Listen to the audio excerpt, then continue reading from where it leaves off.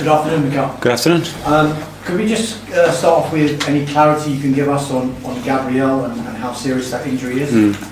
Yeah, Gabriel unfortunately picked up an injury with the Brazilian national team, and he's going to be out for weeks. Can you give us any more clarity? No, we need to have another scan. I think it's next Wednesday, and we will have the timeline probably much more clear than we have at the moment. It's clearly a blow, but have you ever felt more comfortable about the players that you can actually bring in and the options that you have when you have injuries like this? Yeah, it's clearly a blow because it's our leader in our backline, and to me, obviously, it's never a positive thing. The good thing, as you mentioned, is that we have very good options, and people have to stand up now and do the job. Riccardo Calafiori missed the Italy games. Is he okay? Yeah, he missed it. He wasn't available. He's been carrying a few things, and we have to bring him back. And he hasn't trained yet, so tomorrow we have another training session and see how he is. What chance the other injuries that you've had in Gyokeres, Martinelli, and the other longer-term ones in Jesus, Havertz, Madueke, and have I missed anyone there? So, yeah, we put a lot of energy during the international break with all the medical staff as well to try to bring them as quick as possible. So tomorrow we have another training session, see how some of them are feeling, whether it's a bit too close to bring them in this game or we feel that they can have a contribution in the game. So tomorrow we'll have more clarity. So there is a possibility some of them could be in the squad? Yeah, well, I'm hopeful that we can make another step tomorrow, but certainly I cannot tell you. And you can tell us the names of those? No. I can, but I'm not going to do it. I know we've spoken about the North London derby before, but I mean, you've managed the North London derby, you've played in some of the most ferocious derbies in world football. What makes this one so unique, so special for you?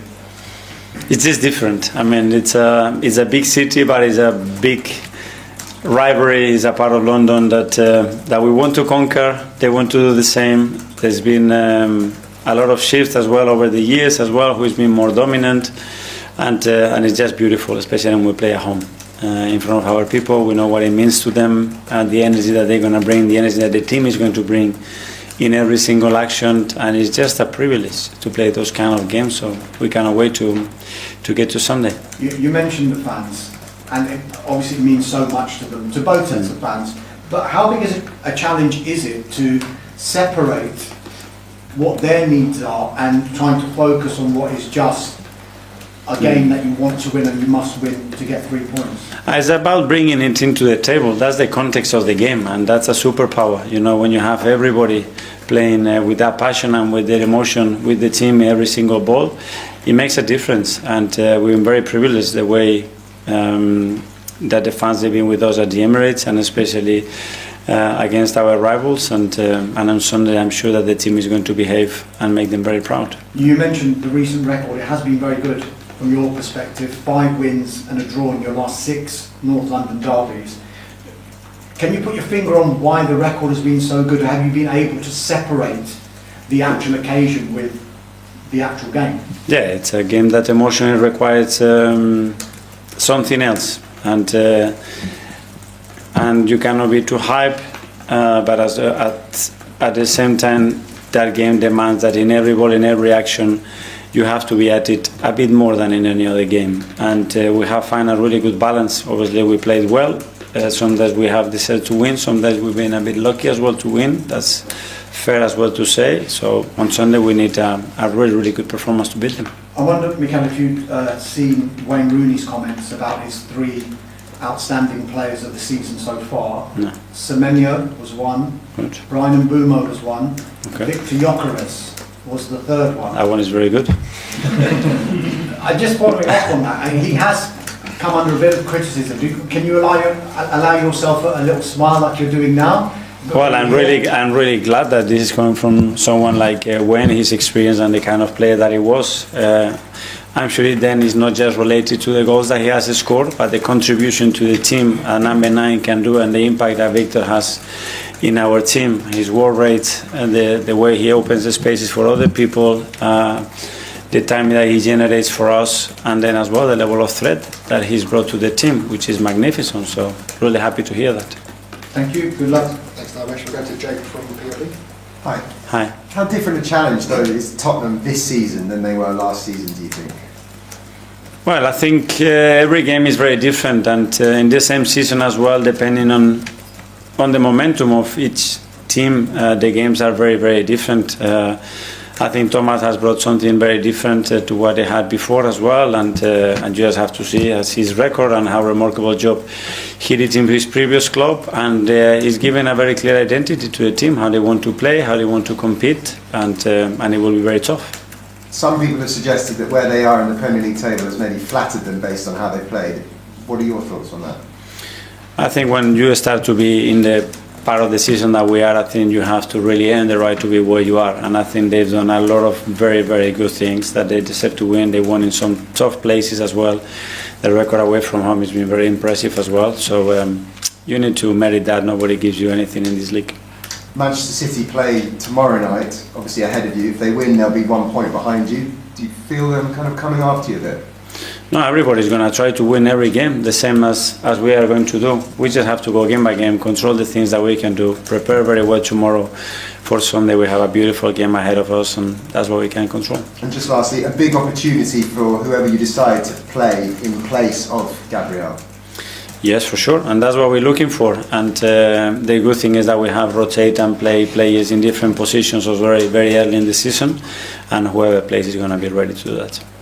Alex, BBC. Hi, Mikel. Hi. Start of a big week with Tottenham on Sunday, then into Bayern Munich, and then another London derby the following Sunday. How would you prepare and deal with these matches coming up, especially when you've got the injury issues you have at the moment? Well, we've done the preparation and the international break. We knew that that was coming, was again very intense but beautiful as well. We have a very tough start of the season as well. We're ready for that, and now have everybody healthy, of the most of them healthy, which is a key thing obviously, and then again get in the rhythm, start to generate momentum again. We are in a really good moment, and we need to continue to do that game by game, because the games are going to be very, very thick and fast, and we need to be ready. Everybody has to be at it.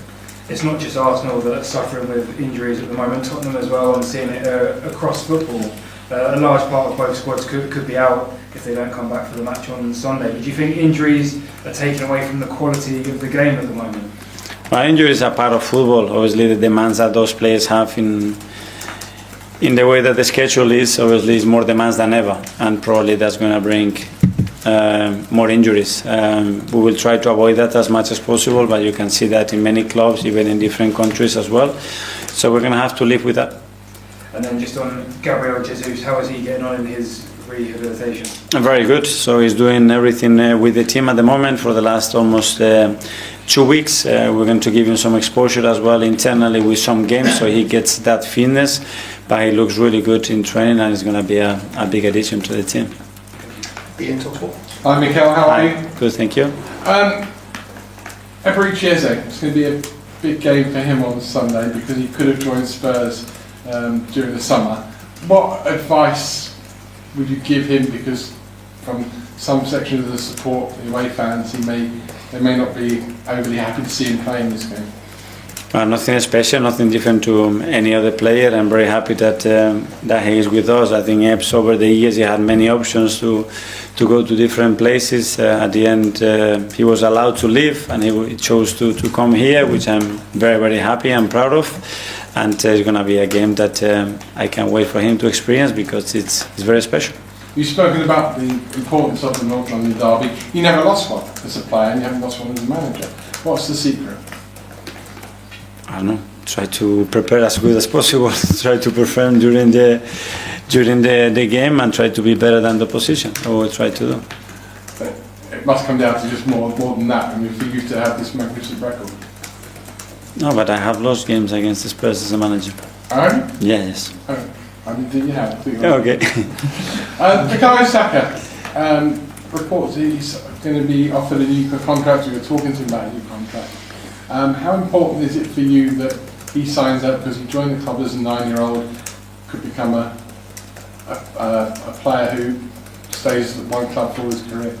Well, what I'm very aware of is that he wants to continue with us, that he's very happy, that he's in the place that he wants to continue to be and achieve everything that we want to achieve together. And then when that happens and how it happens, I leave that to Andre and the club to figure out.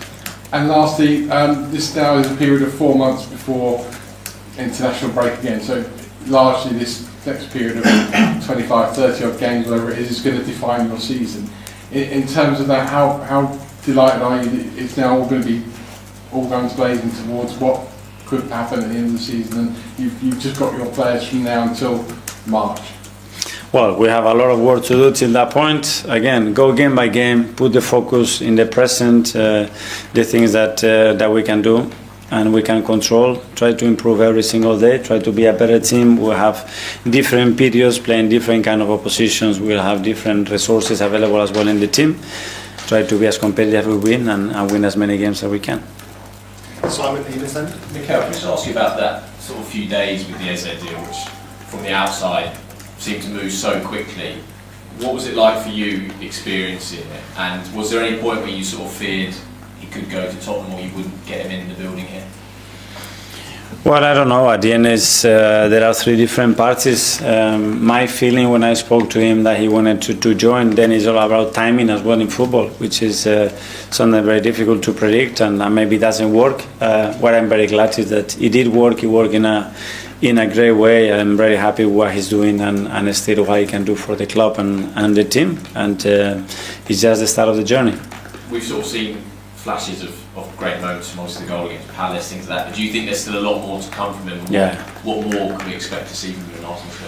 A lot, because those relationships you have to build, and creative players need to understand that, because it's all about as well connections, about timing, and him really flowing. And he's playing a different position. The more he's a bit settled in one of the positions and start to interact with players a bit more fluently, which he's doing at the moment, his natural talent will come out and he will have even a bigger impact in the team.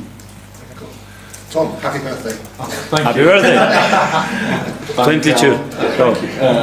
We saw that Alex Oxlade-Chamberlain was with you guys recently. How important is it to you to kind of reconnect with those players? The players played with you in the North London Derby around this time, and what do they kind of bring when they do return to the club? Well, it's great to have him around. Very proud to have him, because first of all he wanted to be back. So when that happens, he's a player that has been out, that he wants to come, is a really good sign. It means that he felt loved here, respected, and he believes it's the right environment for him to again start to build something new in his career. And we all know Alex, how a magnificent person he is. He can be a great example for the other players as well, with his experience, and even for me. So good to have him around. He did an interview with Ben Foster as well, in which he talked about when Thierry Henry came back that period, that second time he was at the club, and he said that he felt like they learned that Henry brought an edge that was kind of lacking from that team. A nastiness was the word that he used. Do you feel like your team now has nastiness, an edge to go on and win these games and titles? Yes, I do feel that we have everything that it takes to win. Yeah. Who are the nastiest players? It's not about that. I don't know if that's the best word. It's at the end you need to have everything that requires to win, and then you have to deliver and do it. But I really believe in my team. Thank you. Hi, Mikel. Just on Calafiori, is it to do with his loan? Because I think this season he's played very consistently. He's been available for every Premier League game. Compare that to last season, it's obviously a much stronger fitness record. So is it more about managing him throughout these kind of moments? Yeah, he's been dealing with a little issue, and he played. Then we as well rest him and take that load because of that. And when he got into the last game and had to try with the national team, they were very understanding of that issue, and that's when they allowed him to come back. And with Martin Odegaard, I was just wondering, before he got injured against West Ham, I think he was roaming around the pitch a little bit more than usual. So that's a lot then. Yeah, but at points he was very central, at points he was on the left. And I was just wondering, is that something you'd like to see again when he's back fit? Yeah, we have new players, and new players create new connection, create new ways of of attacking especially, and we need to let that flourish, you know, and we are learning a lot from them, and where they feel comfortable, how they can do that in the most efficient way, and when he's back in the team, I'm sure that we'll be able to do all the things as well. James, CBS. Hi, Miguel. Just specifically on the 6 players that were injured before the international break, when we spoke to you before Sunderland, you were quite optimistic on their recoveries. At the moment, are you more optimistic than them, same level, or less optimistic? I am, but it's the final stage, and now is when there is contact around them, when they have to be pushed into very unpredictable things that they haven't done. And yeah, I think they're going to be with us soon. I don't know if Sunday is going to be too soon. With replacing Gabriel, one of the great strengths you had was that pairing of Gabriel and Saliba and the consistency that offered to the team around them. Do you have to try and recreate that, or do you almost need to lean into the fact that one player can't replace Gabriel? There may need to be 2 or 3 stepping into that. No, because every player brings a specific qualities, and Gabri's is his leadership, his presence, the love that he has to defend and to transmit as well his body language to other players, and we have to do it, and we have to spread that. People will step up. We've done it in the past many times. Unfortunately, we played last year the biggest and the most probably part of the season without him as well, and the team was able to cope with that. Okay, last couple in the AS Live. We'll first go to Pablo from AS. Hi, Mikel. Hi. This week, Quique Sánchez-Flores, ex-former Watford manager, he recognized in an interview that he was quite sad this summer when he saw Zubimendi leaving Real Sociedad to come to Arsenal because of the Spanish league losing its talent. But he also said that Arsenal men are really big step forward to fight for trophies because of Zubimendi's signing. He also, Zubimendi scored in this international break with Spain. How high do you rate him in the level of best midfielders in the world right now? Well, for my players are the best. To compare them with other players, I don't think it's fair. I think each player has his own qualities. I think the impact of Zubi in the team is unquestionable. I think what he's doing and doing it so early as well in his career here, it's very impressive. And that's what we need. A player at that level, playing at consistently and helping the team is going to be very positive for the team and the results of the team. Do you see him being in the lineups of the Spain World Cup next summer? That's for the manager to decide. Hopefully he will do so well here that he had a great chance and a big headache for the manager. And Charles from Goal. Hi, Mikel. Just on Ben White, there was maybe a little bit of a surprise before the international break that he didn't start any of those sort of the 3 games in a week, especially the one in Prague. Are you sort of still at the stage with Ben where it's really sort of carefully managing his minutes after the injury issues? We had a period after now. I think it's in a much better period. Now we have to pick players in relation to the opponent and the game and the best combinations that we think. So he needs to continue to train very hard and wait for his opportunity because he's going to have it.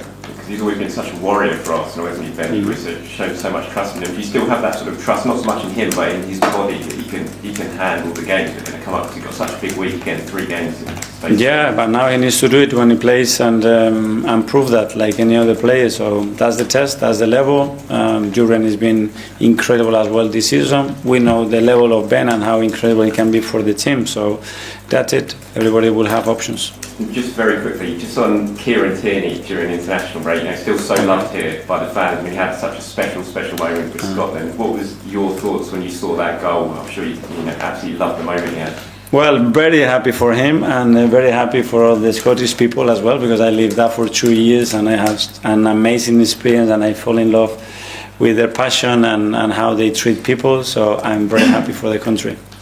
Okay, guys, that finishes the AS Live. Right, Jay Bothroyd, how confident should Arsenal be right now? It's a derby, first and foremost, which means obviously it's whoever turns up on the day. Obviously there's huge negative around Arsenal because Gabriel now is injured. He's going to be injured for, it could be a month. We'll hear from Arteta at 1 o'clock, so hopefully we'll get an update on the time scale. But that's a massive blow because he's great in both boxes. He's physical. He's got a great partnership with Saliba. But again, I think it will be just a tight game. Form goes out the window. And Tottenham have some players that can hurt Arsenal as well. I think Palhinha in there as well, that defensive rock, he's been fantastic. I feel like this is a game where probably Xavi Simons, he needs to, stand up now and start being more creative. I think he's played well in parts this season, but I feel like he could be the catalyst in opening defences up, especially, going forward in them wide areas. Who should replace Gabriel? Because there are options. Tough one, because quite a lot of them. Yeah, I probably would push Calafiori into the centre back and then play Luis Skelly. Because they've got Hincapié, they've got Mosquera, Benjamin White. Yeah, I mean, listen, there's a lot of options there. There are options, and that's one thing that Arsenal do have. They have good depth in their back line, but I probably would put Calafiori left centre back, and then I'd put Miles Lewis Skelly in at left back. Right, okay. Who's more important to Arsenal, Gabriel or Saliba? It's a great question, to be honest. I always have this debate. I think Saliba overall is a better player, but I feel like Gabriel is more important to Arsenal. He's more effective in both boxes. I can imagine he would be an absolute nightmare to play against. He gets really tight, he don't let you turn, he's physical, he's strong, he's good in the air. He's that kind of defender, a bit like Rudiger, where it'll bother you when the ball's not even, when it's nowhere near you. So I actually think that Gabriel is probably more important for Arsenal's backline than Saliba, even though they're great. On Wednesday on Sky Sports Fan Club, we had 10 fans of Premier League clubs in the studio, including an Arsenal fan. We had Jamie O'Hara there, and we had... Jamie, yeah. Did I say Jay O'Hara? Jamie. What did I say? Yeah, you said Jamie, but I'm like, he's a Tottenham fan. Oh, right, okay. Yeah, well, this is still relevant, what I'm about to say, okay? Okay. And we had a flash poll. Everyone had a yes or no to answer. And the question was, will Arsenal win the league? So you got 10 fans and Jamie, so 11 people. Only one said yes, that Arsenal were going to win the league. Was that the Arsenal fan? It was the Arsenal fan. But only one. But that really surprised me. And I haven't really still got my head around it. That only one person out of 11 thought that Arsenal were going to win the league, and they're top. No, exactly. I mean, it is surprising because Arsenal are in a commanding position right now, playing very well, difficult to break down, difficult to score against. So that is surprising. But Arsenal have been in similar scenarios during a season where they have been in the driving seat and gave the advantage away. But again, it's the beginning of a season, Tom. It's like 11 games gone. Can we really be talking about Arsenal going to win the league, Liverpool going to win it, Man City? It doesn't matter right now.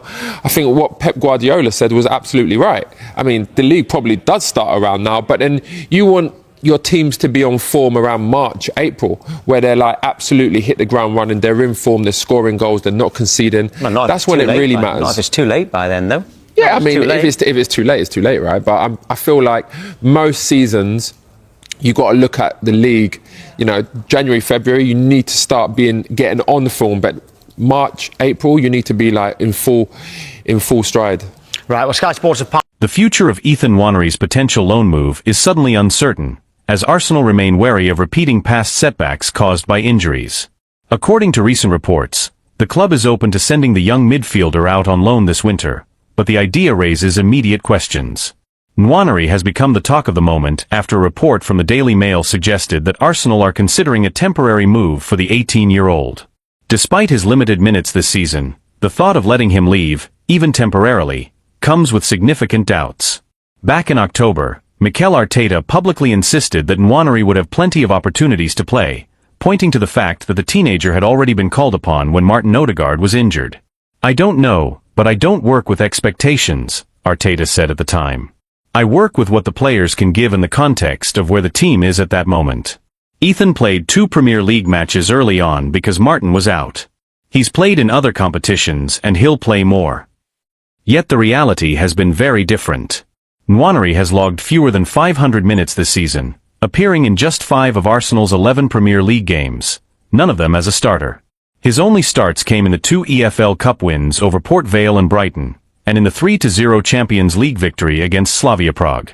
The arrival of Ebereki Eze and the promotion of Max Daumann have tightened competition even further. And despite injuries to Odegaard, Bukayo Saka, and Noni Madueke, Nwanery's pathway has only narrowed. It's easy to forget how young he still is. At 18, and having first debuted at just 15, like Daumann, These are formative years where consistent playing time is crucial.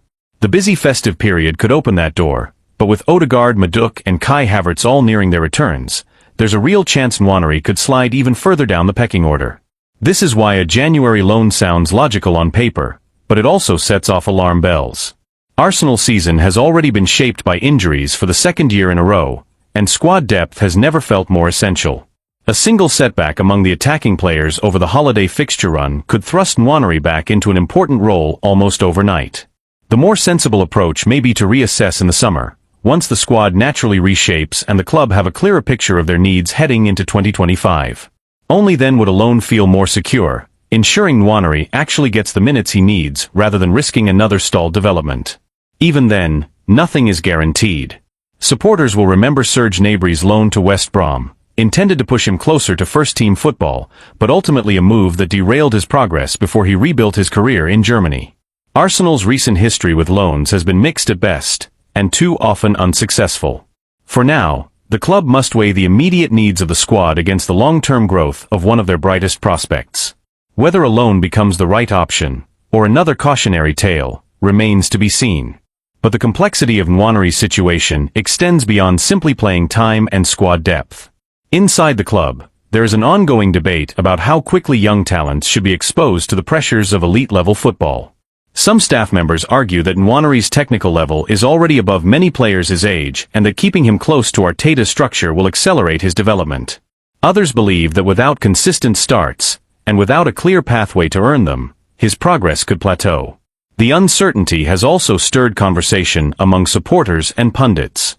Several former Arsenal players have expressed concern that the club may be repeating old patterns, where promising youngsters become trapped between first-team aspirations and inconsistent minutes. Others, however, believe the club is being careful for the right reasons, protecting a player who still needs physical development before facing the demands of weekly Premier League battles. This internal and external pressure has placed added scrutiny on Arteta's handling of young talents this season. While he has been praised for trusting academy graduates in the past, the balance has become harder to maintain now that Arsenal are competing on multiple fronts and aiming for silverware. Every decision carries weight. Resting senior players risks losing points, while overusing inexperienced teenagers risks injury or decline in confidence. There is also the broader question of what kind of loan would actually benefit Nwaneri, should the club eventually decide to pursue one. A move to a Premier League side fighting relegation could offer minutes, but expose him to a demanding environment that prioritizes survival over development. A championship loan, on the other hand, might provide consistent matches, but at the cost of adjusting to a more physical style that does not always align with Arsenal's tactical identity. European options have been mentioned as well, though not confirmed. The possibility of joining a club in the Netherlands or Germany, leagues known for nurturing young talent, has been discussed quietly among observers. Yet Arsenal are hesitant, given how unpredictable such moves can be and how often they fail to produce the expected results. Meanwhile, Nwaneri himself remains focused and professional, according to those around the training ground. He is said to be eager for opportunities, but not frustrated or discouraged. The coaching staff admire his attitude, which only complicates the decision further. He is doing everything right, and still his future remains uncertain. As Arsenal approach the January window, the club finds itself at a crossroads. The next few weeks will likely be decisive, not just for Nwaneri's short-term career, but for how Arsenal choose to manage their most gifted prospects in an era of high expectations and relentless schedules. Any decision made now will be examined closely, not only because of what it means for Nwaneri, but because it will signal how the club intends to balance ambition with development as they move into the next phase of Arteta's project. Arsenal now face a difficult setback. Piero Hincapié may have to step into the North London derby under less than ideal circumstances after Gabriel's injury blow. The club is hoping that Hincapié's long late return trip to North London won't affect his readiness to replace Gabriel against Tottenham, because losing the Brazilian for such a crucial match is a major hit to Mikel Arteta's plans. Arsenal have already been forced to cope with key absences at various stages of the season, but Gabriel missing the derby presents a challenge of a very different magnitude. Naturally, the focus shifts to who will fill the gap on the left side of Arsenal's defense, and for many, the most logical answer is Piero Hincapié. The summer signing impressed during his only start for the club so far, an outstanding display at left centre-back in the League Cup win over Brighton. That night, he partnered with Christian Mosquera, who is also an option for Arteta on Sunday. One possible configuration would see William Saliba move to the left, with Mascara taking his place on the right, depending on how heavily Hincapie's international travel weighs on Arteta's decision. And that travel is far from insignificant. The Ecuadorian defender is currently away with his national team. He captained Ecuador during their 0-0 draw with Canada, helping secure the clean sheet. But the real concern comes with his final international fixture. Ecuador face New Zealand in New Jersey in the early hours of Wednesday morning, UK time. The match kicks off at 1:30 a.m. and is expected to finish around 4 a.m. Only after that will Hincapie board his flight back to England, meaning he won't arrive in London until Wednesday afternoon at the earliest. From there, he will have just a handful of days to recover, settle back in, and prepare for one of the most intense fixtures of the season. The slight silver lining is that the derby falls late in the weekend, giving him as much time as possible to reintegrate. Still, the timing of his return is far from ideal and adds yet another layer of uncertainty to Arsenal's defensive preparations ahead of a match that could define their momentum for weeks to come. Beyond the logistical headache, Arteta and his staff must also consider the physical and tactical demands that a North London derby imposes. It is not the sort of match where a defender can arrive underprepared, particularly against a Tottenham side that has looked sharp in attack this season. Any hesitation, any lapse in intensity caused by travel fatigue, could be costly. Inside Arsenal, there is a quiet concern that the club may once again be walking a tightrope with its defensive depth. Over the past 2 seasons, injuries at the back have forced Arteta into uncomfortable choices, and Gabriel's setback reopens a conversation that the club hoped was behind them. The manager has repeatedly emphasized the importance of continuity across the defensive line, especially given how central the high defensive line and controlled build-up are to Arsenal's identity. Gabriel and Saliba have been at the core of that stability, and disrupting it inevitably changes the team's rhythm. Analysts close to the club have noted that Hincapie's profile fits the role well, confident under pressure, quick across the ground, and capable of progressing the ball with either foot. However, they also caution that he is still adapting to the Premier League's pace and physicality. Throwing him straight into a derby environment may accelerate his integration, but it also carries risk. Supporters have expressed mixed reactions as well. Many are eager to see Hincapie given a real opportunity, believing his style suits Arsenal's long-term plans. Others worry that asking him to deliver immediately, under difficult circumstances, could place unnecessary pressure on a player still in the early stages of adjusting to English football. The timing of Gabriel's injury also complicates Arsenal's broader goals. With a congested winter schedule approaching and the title race tightening, every match takes on heightened importance. Dropping points against Tottenham could shift momentum, not just in the standings but in confidence across the squad. It also forces Arteta to rethink how he manages minutes for defenders who have already logged heavy workloads this season. Club insiders say the staff have been preparing contingency plans for weeks, anticipating scenarios where international duties and injuries overlap. Yet even the best planning can be stretched thin when travel delays and late-night kickoffs are added to the equation. In the coming days, the medical and performance teams will conduct assessments to determine exactly how ready Hincapie is for Sunday's showdown. Arteta is expected to make a late decision, balancing long-term health with short-term necessity. The hope is that the Ecuadorian arrives in good condition, responds well to training, and can at least offer a reliable solution in Gabriel's absence. What remains undeniable is that Arsenal enter the derby under a new layer of pressure, forced to adapt, to trust their depth, and to test the resilience that has been a defining theme of their season so far.